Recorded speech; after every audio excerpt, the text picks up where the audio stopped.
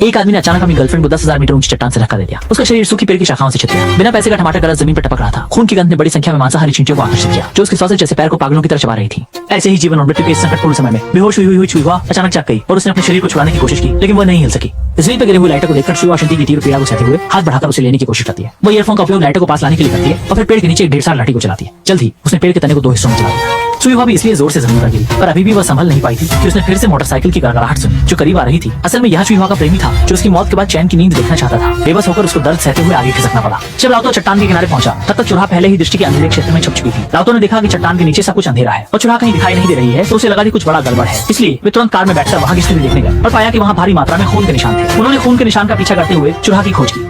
अज्ञात रूप से चूहा एक गुफा में छिपी थी। वहां उसने अपने घावों को सरलता से साफ किया। अब वही आदमी से बदला लेने की तैयारी करेगी। सबसे पहले दूरबीन से देखती है कि उसका बॉयफ्रेंड कार चलाते हुए गुजर रहा है। फिर मौके का फायदा उठाकर एक उच्च बिंदु से, जैसे ही क्यांगा अपनी गाड़ी में तेल भर रहा होता है, सुई हुआ 8 गुना लेंस का उपयोग करके क्यांगा को निशाना बनाती है और बिना झिझक के ट्रिगर खींच देती है। सीधे क्यांगा को पश्चिम उत्तर की ओर भेज देती है, जिससे वह जीवन मृत्यु के खतरे से बच जाती है।